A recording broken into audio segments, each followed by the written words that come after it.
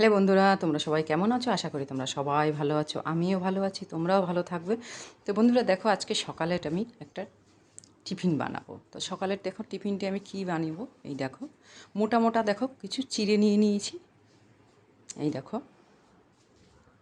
তার সাথে দেখো চিনি নিয়ে নিয়েছি কিছু, তার সাথে দেখো কিশমিশ আসে, এই দেখো কিছু কিশমিশও নিয়ে নিয়েছি, আর কিছু কাঁচা বাদাম নিয়ে নিয়েছি। তার সাথে দেখো কিছু কারি পাতা নিয়ে নিয়েছি। তো আজকে আমি চিড়ের মিষ্টি পোলোয়া করব।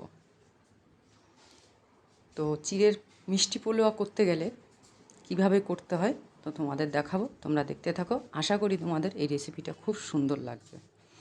আর এই রেসিপিটা এমনই যে সকালের খাওয়া যায় টিফিনে, রাতেও সন্ধ্যের সময় যদি আপনারা পারেন তো এটাও করে খাবে, খুব সুন্দর জিনিস। তো যাই হোক বন্ধুরা, আমি এবার দেখো রান্নাঘরে চলে আসলাম। রান্নাঘরে এসে দেখো প্রথমেই আমি বাদামটা একটু ভেজে নেব। যেহেতু কাঁচা বাদাম সেহেতু আগে একটু ভেজে নিতে হবে। তো আমি বাদামটা ততক্ষণ আমি ভেজে নিচ্ছি। বাদাম ভাজার পরে কি করব তোমাদের তো দেখাবো। আর বাদামটা একটু ভেজে নিলে ভালো হয়। তো যাই হোক বন্ধুরা, বাদামটা দেখো আর একটু আমি নেড়ে চেড়ে নেব, নেড়ে চেড়ে নিয়ে আমি নামিয়ে নেব। এখনও হয়নি, আর একটু হবে। তো যাই হোক বন্ধুরা, আর একটু হলেই আমি নামিয়ে নেব বাদামগুলো। তারপরে আমি কি করব তোমাদের তো দেখাবো। তোমরা প্রথম থেকে লাস্ট তক এই রেসিপিটা দেখো, শর্ট টাইমে, খুব শর্ট টাইম এই রেসিপিটা হয়ে যায়। তো দেখো বাদামগুলো হয়ে গেছে, আমি তুলে নিলাম। তো আমি এবার দেখো তেল দিয়ে দেবো। যেহেতু কড়াইটা গরম আছে সেহেতু আমি তেল দিয়ে দেবো। তো আমি তেল দিয়ে দিলাম। এবার দেখো আমি পোলোয়াতে কী সম্বার দেবো তো তোমাদের দেখো। পোলোয়াতে সম্বার দেবো আমি রাঁধুনি, আর একটা সামান্য কাঁচা লঙ্কা, আর দুটো তেজপাতা।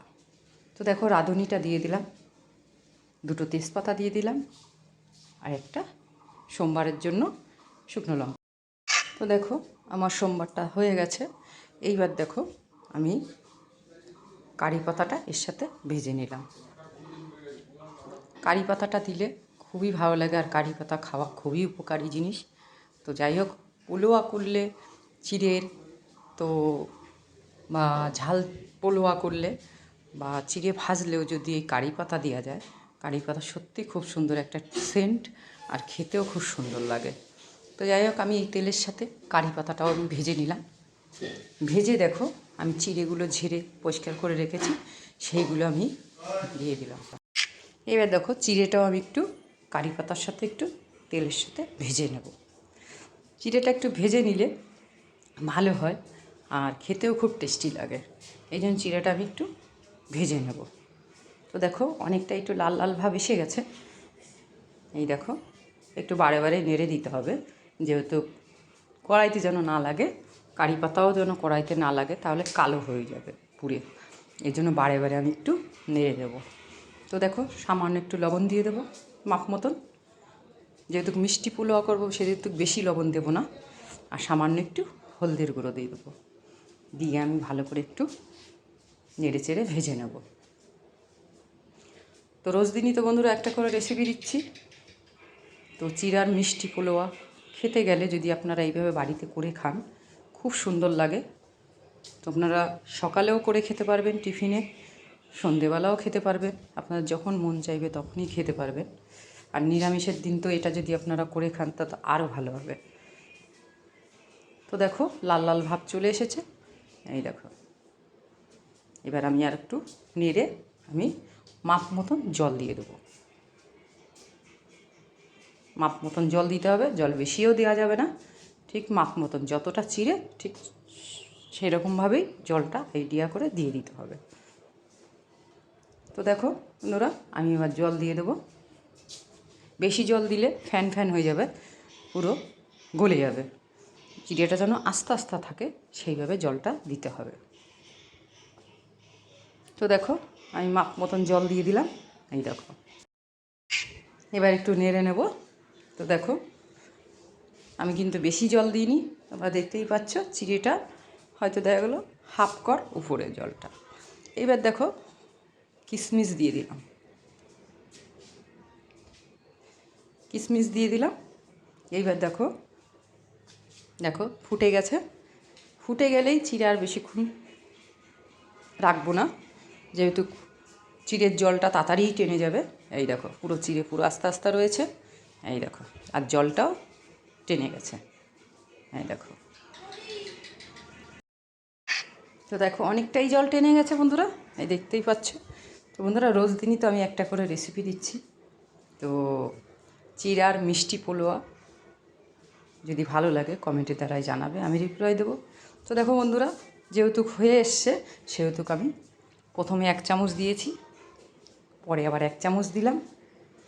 একটু বেশি করেই চিনিটা দিতে হবে, যেহেতু মিষ্টি পোলোয়া বানাবো।